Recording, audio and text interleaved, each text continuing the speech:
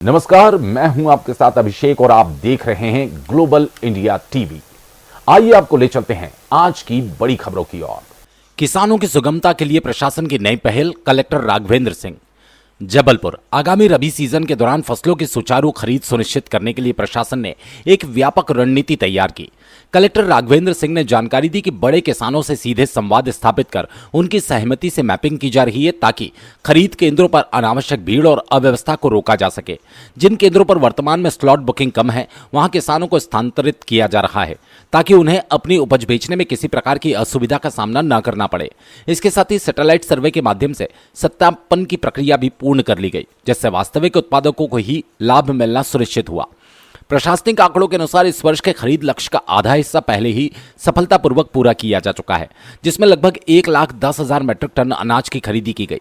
अब तक 38,000 slot book हो चुके हैं और लगभग 19,000 किसानों ने अपनी फसल बेच दी।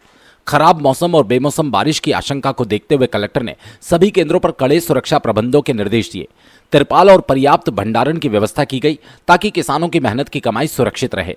उन्होंने स्पष्ट किया, अब तक किसी भी केंद्र से फसल खराब होने की सूचना प्राप्त नहीं हुई, जो कि प्रशासन की मुस्तैदी का प्रमाण है।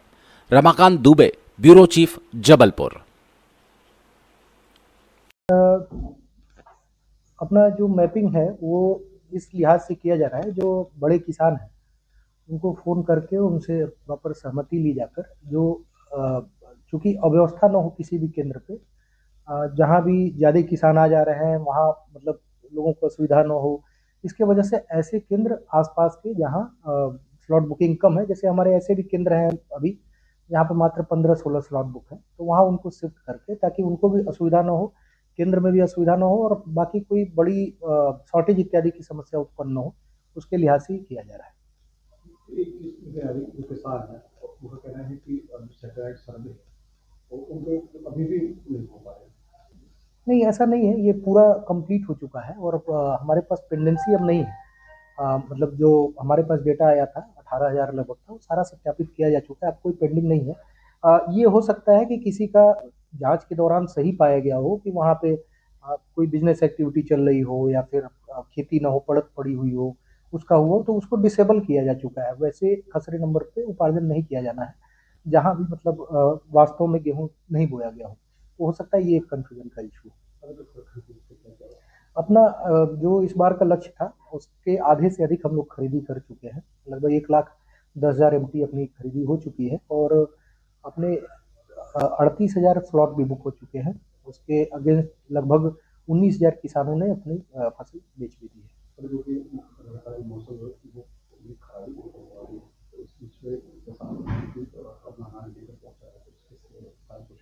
उससे बारिश के बचाव की जो व्यवस्था होती है स्टैंडर्ड अपना जो ये हम लोग तिरपाल की व्यवस्था रखते हैं, बाकी ढकते हैं फसल को, जहाँ जगह रहता है अंदर वहाँ अंदर कराने का प्रयास करते हैं। तो इसको लेकर लगातार अभी तक कहीं फसल क्षति होने की इस वजह से मतलब हमारे केंद्र में इस तरीके की कोई सूचना नहीं है कि उपार्जन के बाद कोई फसल बीत गया हो।